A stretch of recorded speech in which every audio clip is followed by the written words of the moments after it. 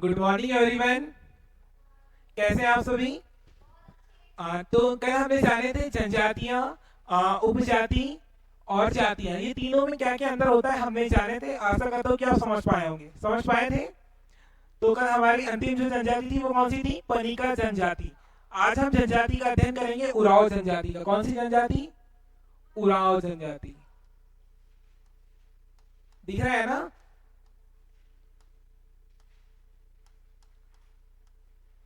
उराव जनजाति ये भी एक महत्वपूर्ण जनजाति हो जाती है।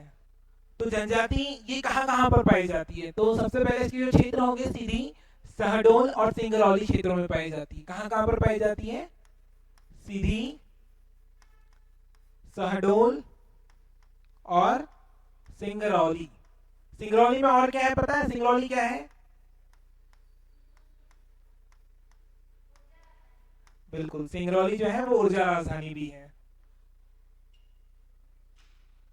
लिख लीजिए, उराव जनजाति का विस्तार जो है सीधी, सहडोल और सिंगरौली में है। इसके अतिरिक्त इसका जो नृत्य है वो है सरहुल नृत्य। नृत्य जो है वो है सरहुल नृत्य। नृत्य में लिख लीजिएगा सरहुल नृत्य। इसके आगे बोली की अगर बात करेंगे तो बोली है कुरुख। बोली पता है क्या होती है? बोली भाषा होती है। चलिए इसमें थोड़ा जानते हैं। कुरुख नहीं लिखेगा तो बता दीजिएगा। हाँ बताएं, बोली क्या होती है? बोली भाषा होती है। निश्चित क्षेत्र में बोली बोली जाती है, ऐसा हम बोल रहे हैं। और कोई? आप कुछ बोलना चाह रहे? कोई बता सकता है? नहीं,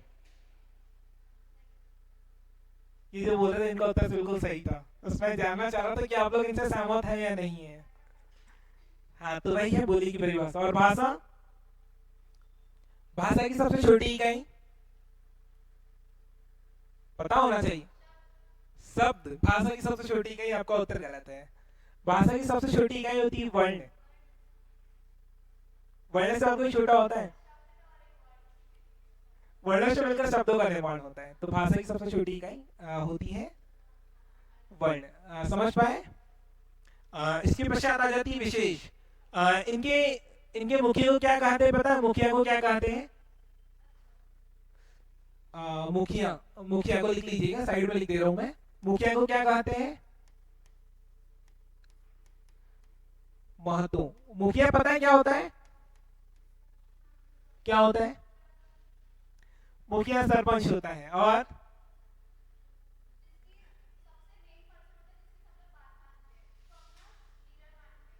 पर कई बार हम देखते हैं कि जैसे कि सरपंच की बात सभी लोग नहीं मानते, कुछ लोग असहमत भी होते हैं उनकी बातों से।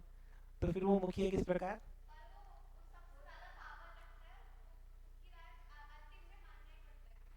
चलिए मैं बताता हूँ, आपका उत्तर भी सही है। मुखिया ऐसा नहीं होता कि मुखिया सिर्फ सरपंच होता है, क्योंकि देखिए अगर हम घर के मुखिया की बात करें तो पिता होता है, या फिर जो घर में सबसे ज्यादा बुजुर्ग होते हैं वो मुखिया होती है।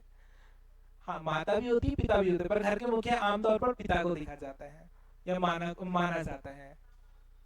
अगर आप देख पाएंगे तो माता भी मुखिया होती है ऐसा नहीं है, लेकिन जो घर का नेतृत्व करता होते हैं वो पिता होते हैं, तो अगर कहा जाए। इसके अतिरिक्त आपने जो कही वो राज्य व्यवस्था की दृष्टिकोण से, जो हम संविधान पढ़ते हैं उसकी दृष्टिकोण से जो मुखिया है वो सरपंच होते हैं, वो कहें तो ये जो अभी जो हम जनजाति पढ़ रहे हैं उराव, हाँ उनको प्रधान भी कहते हैं। ये जो उराव जो जनजाति पढ़ रहे हैं, उराव में इसके जो मुखिया उसको क्या कहते हैं हम? महतो। जो मैंने लिख दिया है आपके सामने, इसके जो मुखिया हैं वो थे महतो। इसमें परहा राजा होता है जो झगड़ों को निपटाता है। परहा राजा झगड़ों को निपटाता है। झगड़ा क्या होता है पहले ये बताइए। इसमें जो होता है वो परहा राजा लिख लीजिएगा विशेष में। परहा राजा होता है, इसमें परहा राजा होता है जो झगड़ों को निपटाता है। निपटाता है या झगड़ों का समाधान करता है, आप लिख लीजिएगा झगड़ों का समाधान करता है। परहा राजा, जो राजा होते हैं उसको एक नाम दिया है परहा राजा, जो क्या करते हैं? झगड़ों का समाधान करते हैं। परहा ये है, अगर आप देख पा रहे हैं, परहा राजा जो झगड़ों का समाधान करता है। झगड़ा क्या होता है पता है?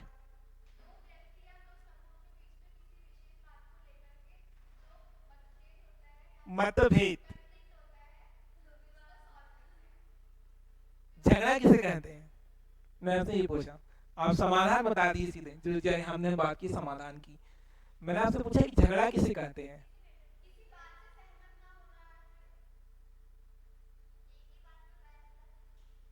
बस,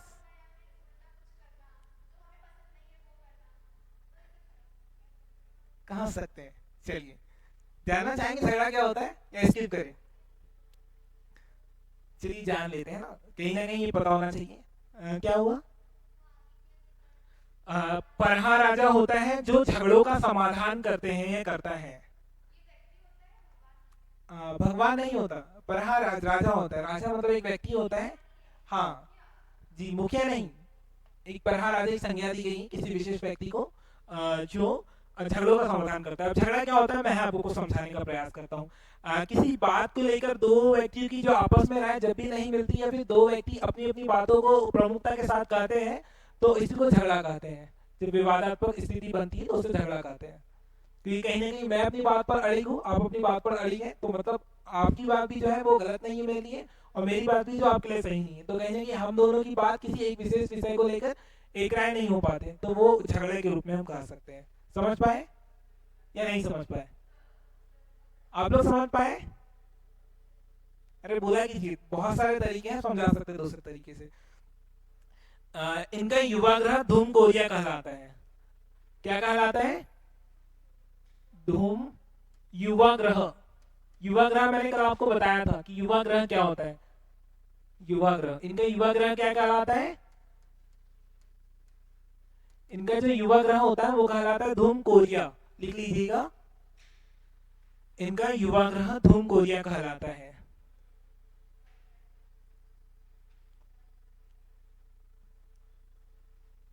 लिख लीजिएगा, धूम कोरिया कहलाता है। इसके बाद एक प्रमुख जनजातियां आती है, वो होती है बंजारा, बंजारा समुदाय या बंजारा जनजाति। बंजारा जनजाति का नाम सुना आपने? युवा क्या होता है बता लिए। देखिए, बच्चों की अगर मैं बाल विकास की बात करूँ तो मनुष्य की अवस्थाएं होती है गर्भावस्था, शैशवावस्था, बाल्यावस्था, पूर्व बाल्यावस्था, उत्तर बाल्यावस्था, किशोरावस्था, वृद्धावस्था और प्रौढ़ावस्था। ये मुख्य रूप से पूरी अवस्था मैंने आपको बता दिया है। तो इसमें जो किशोरावस्था होती है उसके पश्चात एक होती है युवावस्था, जिसको तूफान की अवस्था कहा जाता है। आमतौर पर किशोरावस्था को तूफान की अवस्था कहा जाता है। तूफान की अवस्था मतलब पता है ना? तूफान की अवस्था मैं समझाता हूँ। तूफान की अवस्था मतलब ये कि उस समय वो व्यक्ति संभल गया तो संभल गया, और उस समय व्यक्ति नहीं संभला तो नहीं संभला। अब आगे आप सबको समझ आ रहा है, आप समझ सकते हैं। ठीक है, इतना समझ पाए? इसके पश्चात कौन सी जनजाति आएगी? बंजारा जनजाति या बंजारा समुदाय। समुदाय और जनजाति में पता है क्या होता है? समुदाय, बंजारा समुदाय हो तो नहीं आता ये। बंजारा समुदाय, इसका विस्तार कहाँ कहाँ पर है? निमाड़, मंडला और मालवा। कहाँ कहाँ पर है? निमाड़, मंडला और आएगा मालवा। कहाँ कहाँ पर विस्तार है? निमाड़, मंडला और मालवा। कुछ लोग बोलेंगे निमाड़ क्या है और मालवा क्या है, तो मैंने आपको बताया कि निमाड़ और मालवा दो क्षेत्र हैं जिसके अंतर्गत बहुत सारे जिले आते हैं। मैंने इसके पूर्व में आपको जिले बता चुका हूँ, आप प्रीवियस ईयर वीडियो देख सकते हैं इसके पहले का, इसमें आपको मिल जाएगा। तो निमाड़ मैंने 4 क्षेत्रों में बांटा था लोकगीत लोक नृत्य को, कि कौन कौन से 4 क्षेत्र थे? मालवा, निमाड़, बुंदेलखंड और बघेलखंड। तो इसी में से दो क्षेत्रों का जिक्र हो चुका है यहाँ पर। एक है निमाड़ और दूसरा है मालवा। तीसरा मंडला। मंडला से आप सभी परिचित हैं, चूंकि परिचित है, जानते हैं ना मंडला कौन कौन गया है? आशा करता हूँ लगभग सभी गए होंगे। सभी गए हैं ना?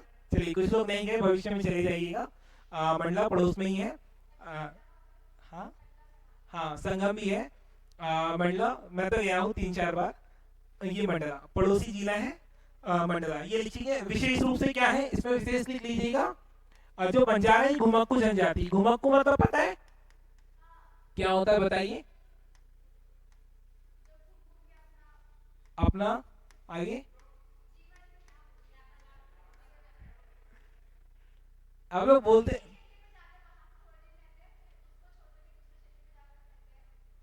हाँ, एक घुमक्कड़ जनजाति। ये जो है बंजारा, ये घुमक्कड़ जनजाति है, घुमक्कू इनको जनजाति कहा जाता है। मतलब ये कि किसी एक स्थान पर बहुत लंबे समय तक नहीं रहते हैं। मतलब ये कुछ समय एक स्थान पर रहेंगे, उसके पश्चात कुछ समय पश्चात दूसरे स्थान पर, मतलब ये है अपनी स्थान परिवर्तन करते रहते हैं। इसलिए इनको घुमक्कू जनजाति कहा जाता है। किसको?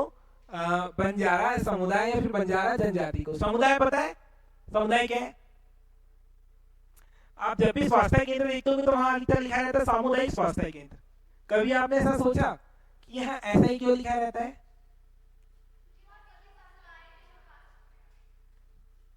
समुदाय के लोग आ सकते हैं। सभी लोग जानते हैं समुदाय, धर्म और पंथ में क्या क्या अंतर होता है। आमतौर पर हमको एक ही लगते हैं। नहीं, आमतौर पर एक ही लगता है ना, पर इसमें अंतर होता है। क्योंकि आज का मेरा विषय ये नहीं है, भविष्य में कभी आपको बताऊंगा कि क्या होता है। श्रृंगार प्रिय जनजातियां हैं, और इस जनजाति को जो है कंघी का आविष्कारक माना जाता है। कंघी पता है ना?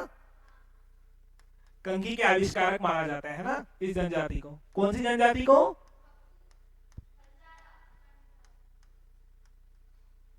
बंजारा जनजाति को कंघी के आविष्कारक माना जाता है। और ये होती है श्रृंगार प्रिय जनजातियां हैं। श्रृंगार प्रिय जनजातियां मतलब समझ सकते हैं श्रृंगार क्या है?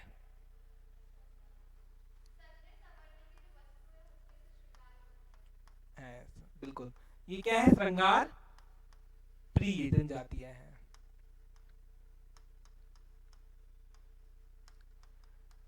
श्रृंगार प्रिय जनजातियां हैं। कौन सी जनजातियां हैं? बंजारा जनजाति।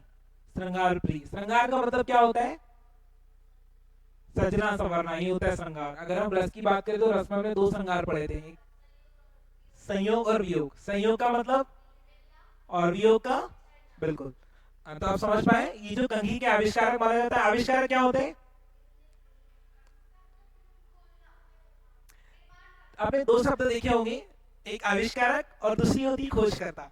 दोनों समान है या दोनों में क्या अंतर है?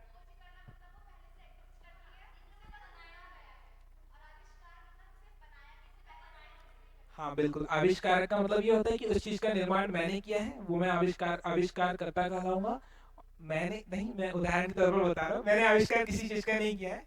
एक चल रहा था शोध, लेकिन अभी सफल नहीं हो पाया है। जिस दिन होगा उस दिन बताएंगे। इसके पश्चात होता है खोजकर्ता। खोजकर्ता मतलब वो पृथ्वी में पहले से स्थित है, उस चीज को मैंने खोजा है, वो होते हैं खोजकर्ता। इसके रत्ते लिख लीजिए, तलवार और डंडा बेरी। रत्ते लिख लीजिएगा, तलवार और डंडा बेरी। ये है रत्ते। अब आप बोलेंगे कि तलवार क्या है? तलवार आमतौर पर आप किसे देखते हैं? अस्त्र और शस्त्र, इन दोनों में भी बहुत अंतर होता है, पर नहीं जाऊंगा मैं। तलवार, तलवार आमतौर पर आप बोलेंगे अस्त्र है, कुछ लोग बोलेंगे शस्त्र है। चलिए बोल दीजिए। हाँ, अस्त्र है। शस्त्र किससे चलाया जाता है बताए? चलिए, तलवार जो है ये आप जानते हैं तलवार। तो ये तलवार भी नृत्य है, और डंडा वैली, डंडे से मतलब डंडे से नृत्य किया जाता है। आपने मलखम का नाम सुना है? क्या है मलखम?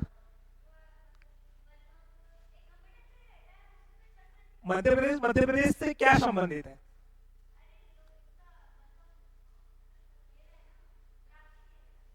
क्या? राष्ट्रीय नहीं, राजकीय खेल है। हाँ, क्योंकि राज्य स्तर का है, राष्ट्रीय खेल। हाँ, समझ पाए इतना? कहीं कोई समस्या आएगी तो बता दीजिएगा। ये समाप्त करते हैं। अब आती खैरवार जनजाति। कौन सी जनजाति? खैरवार जनजाति, नाम सुने इसका?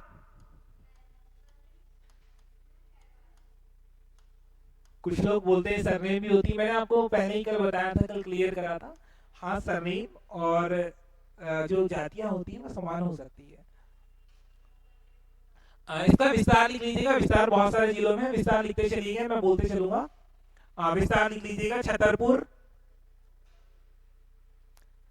सिंगरौली, पन्ना, छतरपुर, सिंगरौली, पन्ना,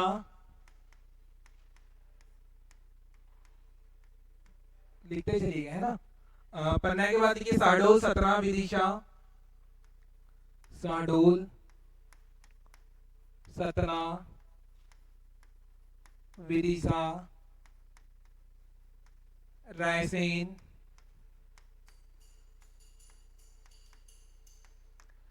रायसेन के बाद देखिएगा सीधी, उमरिया, दमोह, रीवा और अनूपपुर। सीधी, दमोह, उमरिया और लिखिएगा अनूपपुर। अनूपपुर मिला लीजिए एक बार। छतरपुर, सिंगरौली, पन्ना, शहडोल, सतना, विदिशा, रायसेन, सीधी, उमरिया, दमोह, रीवा और अनूपपुर। दमोह हो गया, दमोह, हाँ, इतना लिख लीजिएगा। यहाँ पर इसका विस्तार हुआ है। ये जो है विशेष रूप से कत्था बनाने वाली जनजाति मानी जाती है। कत्था पता है ना, कौन कौन खाता है पान?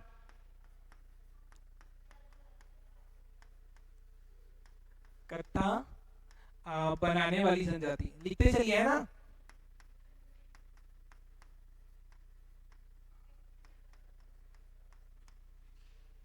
कत्था क्या होता है जल्दी बताइए, कत्था क्या होता है? पेड़ों से प्राप्त किया जाता है, बिल्कुल। पर होता क्या है, क्या करते क्या है?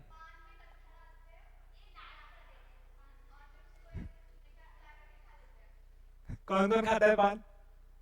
आप, आप सभी खाते लगभग, मैं नहीं खाता। आप लोग खाते लेकिन मैं नहीं खाता।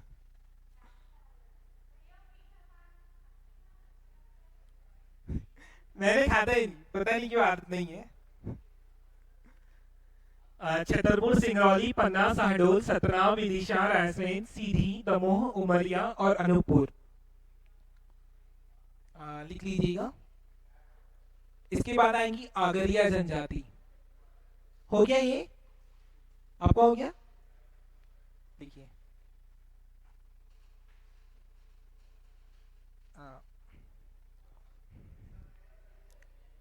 हो गया। अब आएंगी आगरिया जनजाति। कौन सी जनजाति? आगरिया, आगरिया जनजाति, जनजाति। आगरिया जनजाति का जातीय ना जातीय नाम अग्नि से उत्पन्न हुआ है। अ, दो ही चीज दिखा रहे इसमें जो मुख्य रूप से है, देवता है, मतलब उन लोग उनकी कोई एक विशेष देव नहीं होते हैं। हाँ, विवाह हिंदू के रूप से। हाँ, उमरिया आगरिया जाति जो है इसका जाति नाम अग्नि से उत्पन्न हुआ है। अग्नि पता है ना क्या होती है? आग। आग कैसे उत्पन्न हुई, आग का इतिहास हमने कभी पढ़े भी है, पत्थरों से। ठीक, तो लिख लीजिएगा। आगरिया जनजाति का जाति नाम आग से उत्पन्न हुआ है।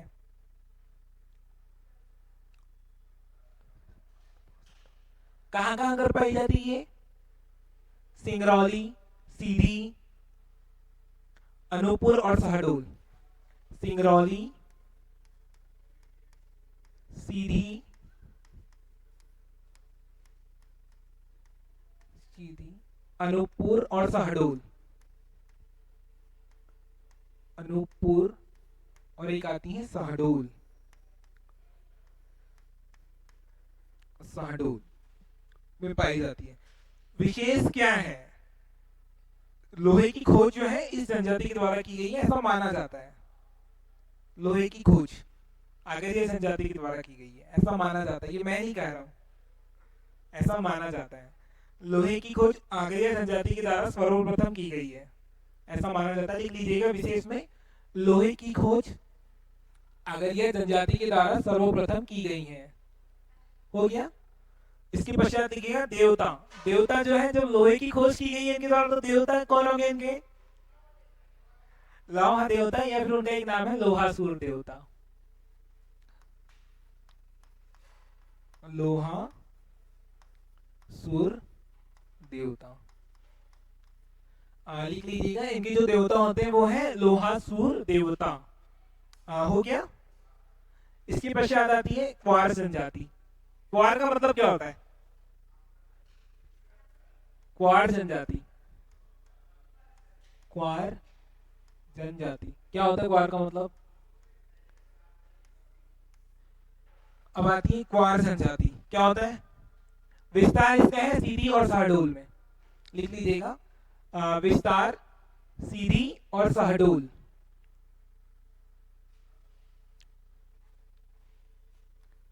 सीधी और शहडोल। और नृत्य जो है वो है बार नृत्य। अभी बार नृत्य क्या होता है इसके बारे में विशेष रूप से पढ़ेंगे कि बार नृत्य क्या होता है, बहुत अच्छे से जानने का प्रयास करेंगे। विस्तार जो है वो है सीधी और शहडोल में, इसका जो विस्तार है क्वार जनजाति का। इसके पश्चात आती है, एक हमने सुने थे गांव के मुखिया को क्या क्या कहते हैं? मुखिया और पटेल और मुकद्दम। मुकद्दम की कौन सी जनजाति में कहते हैं? हाँ, और क्या कहते हैं? महतो और प्रधान। तो एक हम जनजाति पढ़ेंगे आगे, प्रधान जनजाति। ठीक है, प्रधान जनजाति। बगला लिखिएगा, प्रधान। हाँ, बार नृत्य, प्रधान जनजाति। प्रधान जनजाति। इसका विस्तार लिख लीजिएगा, छिंदवाड़ा, सिवनी, बालाघाट और मंडला। छिंदवाड़ा, सिवनी, बालाघाट और मंडला। छिंदवाड़ा, सिवनी, बालाघाट और मंडला। कहां कहां पर विस्तार है? छिंदवाड़ा, सिवनी, बालाघाट और मंडला। दो जिले हमारे पड़ोसी जिले कौन कौन से? सिवनी और मंडला, लिख लीजिएगा। ये जो जनजाति है, इस जनजाति को सबसे ज्यादा साक्षर जनजाति माना जाता है। साक्षर पता है ना? इंग्लिश। हाँ, साक्षर जनजाति माना जाता है। कौन सी जनजाति को? प्रधान जनजाति को। आप इसे याद रख सकते हैं कि गांव का जो मुखिया होता है प्रधान होता है। चूंकि आज हम जैसे जैसे शिक्षितता की ओर परिचित हो रहे, तो हमेशा जो प्रधान होगा वो हमेशा शिक्षित होगा। तो आप उसे याद रखिएगा। प्रधान नहीं, प्रधान जो जनजाति होती है उस जो सबसे ज्यादा शिक्षित जनजाति मानी जाती है। हाँ, सबसे ज्यादा शिक्षित जनजाति, ये साक्षर जनजाति। ये जो थे वो गोंड राजाओं के प्रमुख हुआ करते थे, और गोंड राजाओं के जो प्रमुख होते थे वो क्या होते थे? मंत्री होते थे। ये भी लिख लीजिएगा। ये जो जनजाति के लोग होते थे वो गोंड राजाओं के प्रमुख हुआ करते थे। गोंड राजाओं के प्रमुख हुआ करते थे ये जनजाति के लोग। गोंड राजाओं के प्रमुख। प्रमुख का मतलब ऐसे नहीं, मतलब प्रमुख राजा ही होता है, लेकिन राजा का कोई खास व्यक्ति, उस प्रमुख की मैं बात कर रहा हूँ। तो लिख लीजिएगा, गोंड राजाओं के प्रमुख होते थे जो मंत्री कहलाते थे, या फिर जो मंत्री होते थे। गोंड राजाओं के प्रमुख होते थे जो मंत्री होते थे।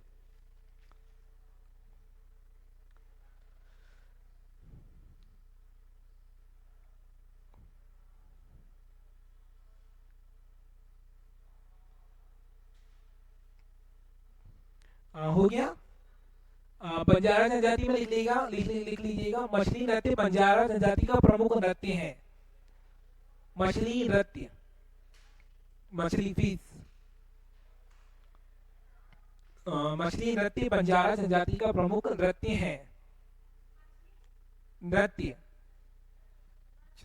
जी, ये नृत्य, ये नृत्य।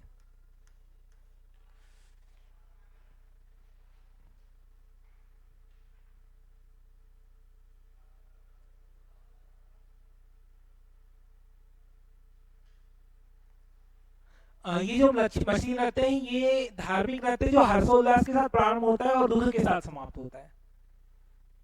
हर्षोल्लास और दुख पता है क्या होता है? क्या होता है?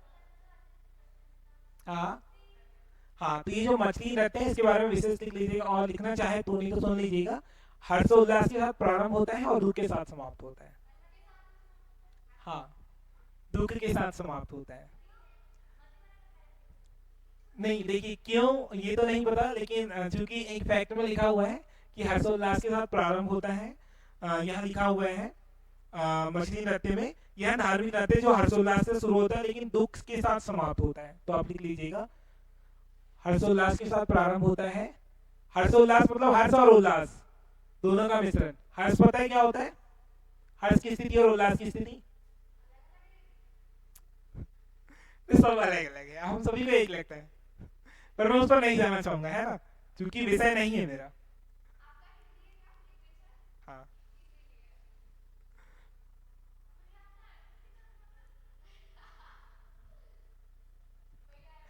हाँ, ये जो है मध्य प्रदेश और राजस्थान की सीमा में सर्वाधिक प्रचलित नृत्य है। कौन सा? मछली नृत्य, लिख लीजिएगा।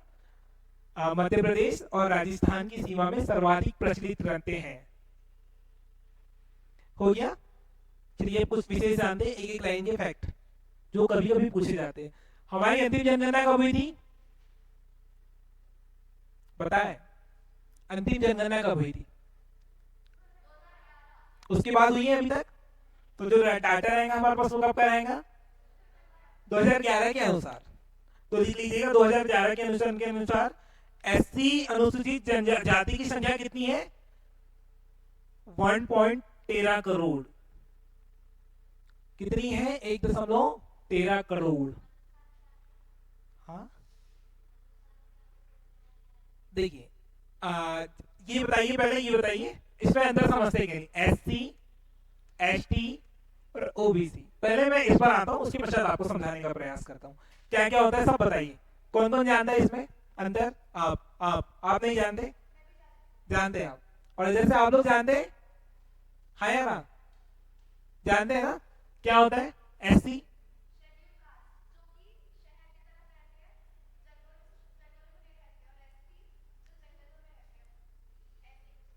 हाँ, इसका मतलब फुल फॉर्म?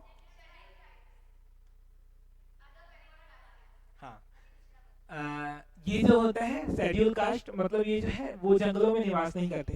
किनको?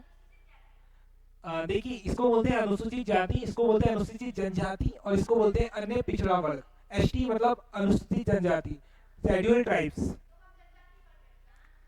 हाँ, अनुसूचित जनजाति है। जनजातीय पढ़े तो जनजाति में हमने लगभग वही पढ़े। हाँ, शेड्यूल ट्राइब्स। ओबीसी मतलब अदर बैकवर्ड कास्ट। हाँ, आप। हाँ, मैं भी। हाँ, ओबीसी, ठीक है, लिख लीजिएगा। ये तो पता ही है ना। लिख लीजिएगा। प्रमुख जनजातियों के युवा ग्रह के नाम लिख लीजिएगा। युवा ग्रह के नाम लिखना चाहेंगे? तीन चीज लिख लीजिएगा। घोटुल, घोटुल कौन सी जनजाति के द्वारा है? लिख लीजिएगा। मैं जैसा जैसा लिख रहा हूँ वैसा लिख लीजिएगा। प्रमुख जनजाति के युवा ग्रह के युवा ग्रह। ग्रह पहला है घोटुल। घोटुल कौन सी जनजाति के द्वारा युवा ग्रह है बताइए, मैंने आपको पढ़ाया हूँ। हाँ, घोटुल प्रथा वो तो मैं आपको पढ़ाया हूँ, लेकिन और कुछ है? मैंने मुड़िया जनजाति पढ़ाया हूँ? नहीं पढ़ाया? हाँ, हो नहीं सकता, बाद में सीख कर लीजिएगा, लिखिएगा अभी पहले। नहीं पढ़ाया, चलिए पढ़ा दूंगा। घोटुल जो है वो मुड़िया जनजाति के द्वारा है। और दो है, लिखिएगा। रंगभंग और घुमकुरिया। रंगभंग किसके द्वारा किया जाता है ये तो पता होना चाहिए, बताइए। पक्का? श्योर? पीछे वाले बताइए, सारिया ये जो बोल रहे हो सही है गलत है? रंगभंग सहरिया, सहरिया और एक जनजाति के द्वारा लिखा हूँ, एक और है। हाँ, सहरिया के अतिरिक्त भारिया मेरे। भारिया आपने उत्तर क्या दिया था? सहरिया में है।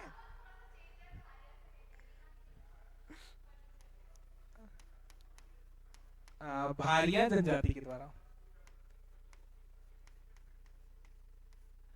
लिख लीजिएगा रंगभंग। इसके बाद आता है घुमगोरिया। घुमगोरिया पता है कौन सी जनजाति के द्वारा? बताइए।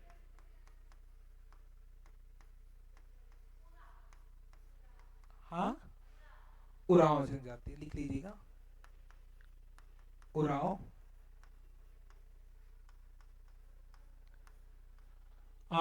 प्रमुख जनजाति के युवा ग्रह घोटुल जो है वो मुड़िया जनजाति से संबंधित है। रंग भंग, इसको कई जगह रंग भंग भी लिखा जाता है, ठीक है, कई किताबों में रंग भंग लिखा जाता है, कई में रंग भंग लिखा जाता है, तो आप कंफ्यूज ना होंगे।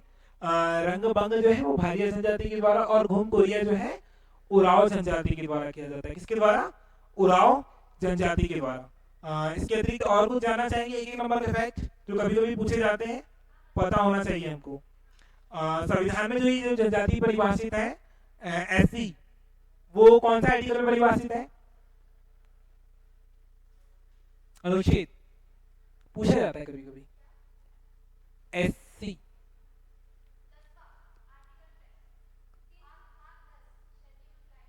हाँ वो तो पता है, भाग 10। हाँ 344 आगे 344, नहीं नहीं, 366 की 24 में और 366 के 25 में। पहले जो है वो एससी है, 366 की 24 में लिख लीजिएगा, 366-24 में एससी शेड्यूल कास्ट। आप ऐसा लिखिएगा। संविधान में परिभाषित, मैं लिख दूं, लिख लीजिएगा संविधान में परिभाषित, संविधान में परिभाषित, पहले लिखिएगा एससी और दूसरा लिखिएगा एसटी। ये लिखिएगा 366 की 24 में है, अनुच्छेद है ना, और ये है 366 के 25 में। 366 की 24 में और 366 के 25 में। संविधान में वर्णित, वर्णित और परिभाषित दोनों में अंतर अलग अलग होता है, पता है वर्णित और परिभाषित में अंतर? अगर नहीं पता तो मैं बता दूंगा, लेकिन बाद में, क्योंकि अभी हाँ एक दिन पूरा बताएंगे। लिख लीजिए संविधान में वर्णित अनुच्छेद 341 में और 342 में, ठीक है, मैं लिख दे रहा हूँ। संविधान में वर्णित 341 में और ये है 342 में वर्णित है ना। कहाँ वर्णित? कॉन्स्टिट्यूशन में, संविधान में।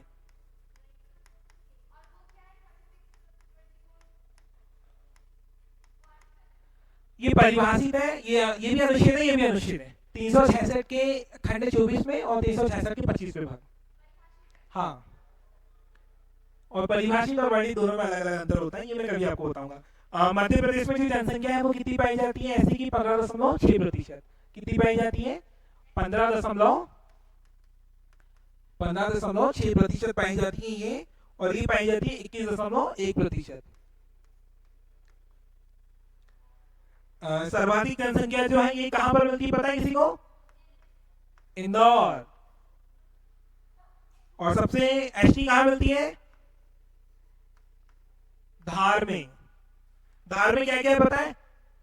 क्या है? हाँ ये धार में है। न्यूनतम जनसंख्या कहां पर पाई जाती है? एसटी। सभी लोग बता देंगे, मैं मान सकता हूं। कहां पर? झाबुआ, लिखिएगा। यह सर्वाधिक जनसंख्या जो हमने पढ़े अभी, इंदौर और धार। सर्वाधिक जनसंख्या, अब पढ़ेंगे न्यूनतम। न्यूनतम पाई जाएंगी झाबुआ में, झाबुआ के अतिरिक्त झाबुआ में पाई जाएंगी, और पाई जाएंगी यहाँ भिंड में। भिंड की गोहद में क्या होती है? क्या होती है? न्यूनतम जनसंख्या पाई जाएंगी झाबुआ में एससी, और एसटी पाई जाएंगी भिंड में। हाँ भिंड। भिंड की गोहद में क्या होता है?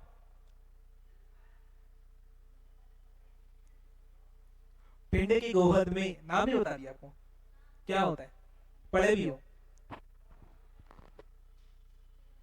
सबसे कम वर्षा कहां पर होती है मध्य प्रदेश में?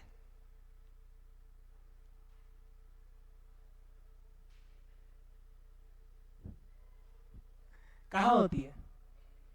भिंड की गोहद में ही होती है मध्य प्रदेश में सबसे कम वर्षा। मध्य प्रदेश मान्यता प्राप्त कुल जो जातियां हैं वो इसकी है 48 और इसकी है 46। कितनी कितनी है? 48 है एससी की। मध्य प्रदेश मान्यता प्राप्त कुल जातियां लिख लीजिएगा। मध्य प्रदेश मान्यता प्राप्त कुल जातियां एससी है 48 और एसटी है 46। हो गया? मध्य प्रदेश मान्यता प्राप्त जातियां, यहाँ एक लाइन यहाँ लिखिएगा, मध्य प्रदेश मान्यता प्राप्त जातियां एससी के अंतर्गत 48 है और एसटी के अंतर्गत 46 लिख लीजिए। हाँ, मध्य प्रदेश जनसंख्या के आधार पर जो क्रम मैंने आपको बताया था, कौन कौन सी जनजाति है? मध्य प्रदेश की पहली बड़ी जनजाति भील। चलिए, दूसरी, तीसरी, ये भी लिख लीजिए क्रम से। जनसंख्या के आधार पर मध्य प्रदेश की 3 बड़ी जनजातियां भील, गोंड और कोल।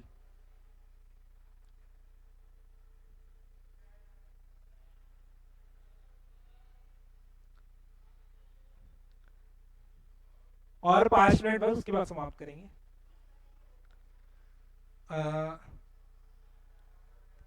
मध्य प्रदेश में अनुसूचित जाति और अनुसूचित जनजाति आयोग का गठन कब किया गया था? कभी कभी पूछा जाता है, पता है किसी को? किसी को पता है? मध्य प्रदेश अनुसूचित जाति और जनजाति आयोग का गठन कब किया गया है? लिख लीजिएगा, वर्ष 1995 में। मध्य प्रदेश अनुसूचित जाति और अनुसूचित जनजाति आयोग का गठन वर्ष 1995 में किया गया है। अनुसूचित जाति और एक अनुसूचित जनजाति। अगर कोई बात करेगा जाति और जनजाति में क्या अंतर होता है, मैंने आपको मुख्य रूप से बता चुका हूं। बताया हूं या नहीं? याद है किसी को? सब भूल गए। जाति, जनजाति, उपजाति, क्या क्या अंतर होता है? चलिए, याद है, अच्छी बात है। अब संग्रहालय लिख लीजिएगा। मध्य प्रदेश जनजाति संबंधित संग्रहालय। मध्य प्रदेश जनजाति संबंधित संग्रहालय।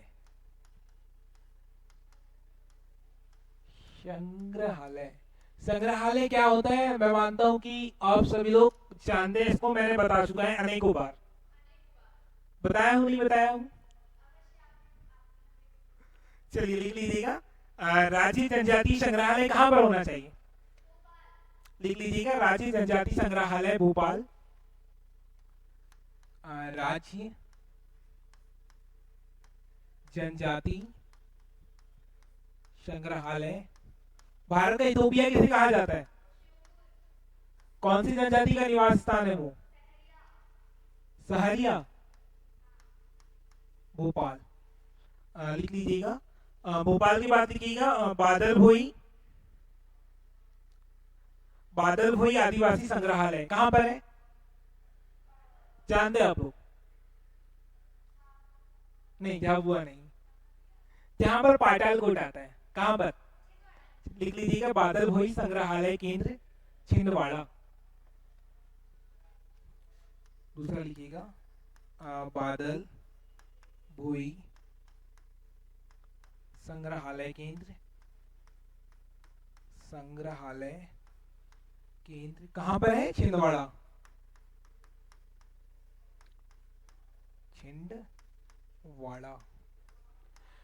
बादल भोई संग्रहालय केंद्र, छिंदवाड़ा। एक और लिख लीजिएगा, आदिवर्त जनजाति संग्रहालय कहां पर है? खजुराहो में। आदिवर्त जनजाति संग्रहालय,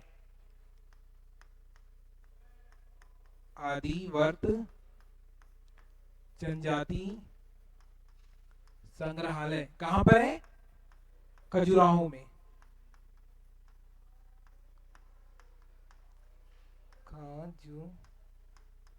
खजुराहो लिख लीजिएगा, आदिवर्त जनजाति संग्रहालय खजुराहो। कभी कभी पूछे जाते हैं ये एक एक नंबर में।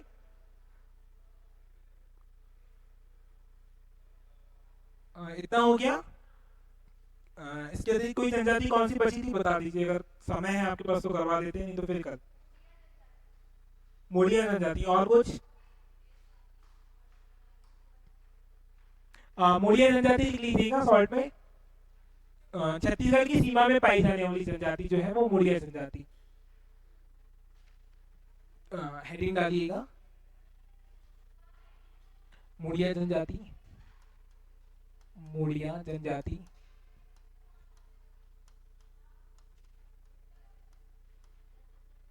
छत्तीसगढ़ की सीमा में पाई जाने वाली जनजाति। छत्तीसगढ़ की सीमा में पाई जाने, सीमा का मतलब समझते हैं ना?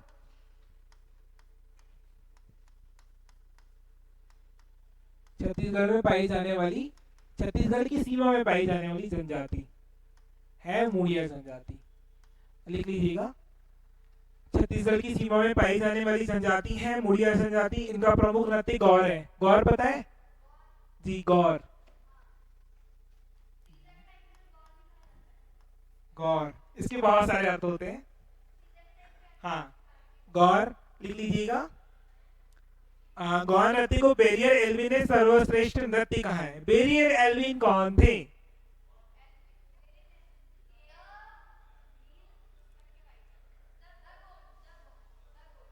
हाँ,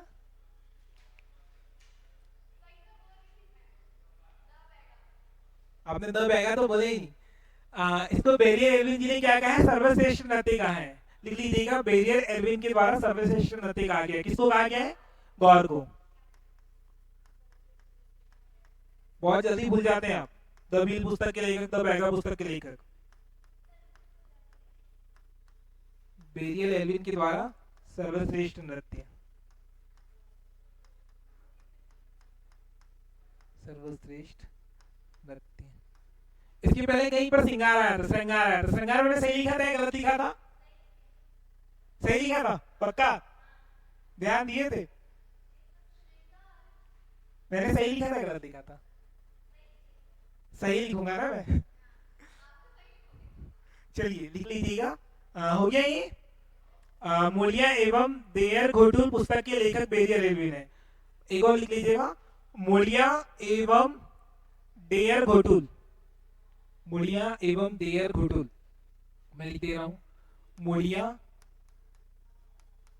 एवं डेयर घोटुल। हाँ, डेयर घोटुल के लेखक भी जो है वो बेरियर एल्विन है। तो बेरियर एल्विन ने तीन किताब लिखी। कौन कौन सी? द बैगा पुस्तक भील के टीवी नायक हैं, और मोलिया और डेयर घोटुल। ये पुस्तक के लेखक कौन है? Verrier Elwin. कभी कभी पूछा जाता है तो पता होना चाहिए। और कोई जनजाति छुटी हुई है? पनिका जनजाति हो गई? हाँ हो गई। कोरबा जनजाति, बिंजवार जनजाति नहीं हुई है। हलवा जनजाति, हलवा जनजाति में एक ही है कि बालाघाट, मंडला और डिंडोरी क्षेत्र में मिलती है हलवा जनजाति। हाँ, कुछ काम इनके काम हमारे जैसे ही है, लेकिन कहाँ कहाँ पर पाई जाती? बालाघाट, मंडला और बालाघाट में, मंडला में और डिंडोरी क्षेत्र में पाई जाती है हलवा जनजाति। एक सोर जनजाति भी है। सोर पता है? कभी सुने सोर जनजाति? सोर जनजाति नहीं सुने? आपने सुने? चलिए, एक ने तो सुना है, बहुत अच्छी बात। और आप लोगों ने सुने?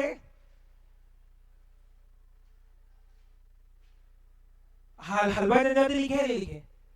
हलवा जनजाति लिखिएगा। ये हलवा जनजाति बालाघाट, मंडला और डिंडोरी क्षेत्र में पाई जाती है। तीन क्षेत्र लिखिएगा, बालाघाट, मंडला और डिंडोरी।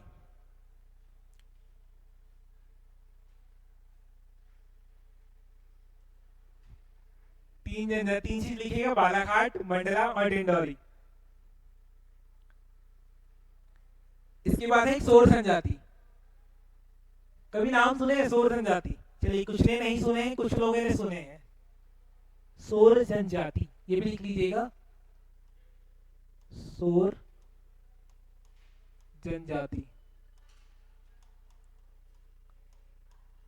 सोर जनजाति में आप लिख सकते हैं इनका विस्तार टीकमगढ़, छतरपुर, शिवपुरी, श्योपुर मुख्य रूप से किसका बाहुल्य क्षेत्र है, कौन सी जनजाति के लोगों का? हाँ, इसके अतिरिक्त जो अभी हम पढ़ रहे सोर जनजाति, ये भी श्योपुर में पाई जाती है, लेकिन बहुत संख्या में नहीं, पर पाई जाती है। सोर जनजाति में लिख लीजिएगा टीकमगढ़, छतरपुर, शिवपुरी, सागर और श्योपुर पर है। इनका विस्तार जो है कहाँ कहाँ पर है? टीकमगढ़, छतरपुर, शिवपुरी और सागर पर। सागर में क्या है? और डॉक्टर हरि सिंह गौर विश्वविद्यालय, जिसको पहला नाम सागर यूनिवर्सिटी था। कब नामकरण किया गया इसका? स्थापना कब की गई? हाँ, पता है? नहीं पता? चलिए, और कुछ पढ़ना है इतना क्या, इतना ही समाप्त करें? चलिए, आज के लिए इतना ही।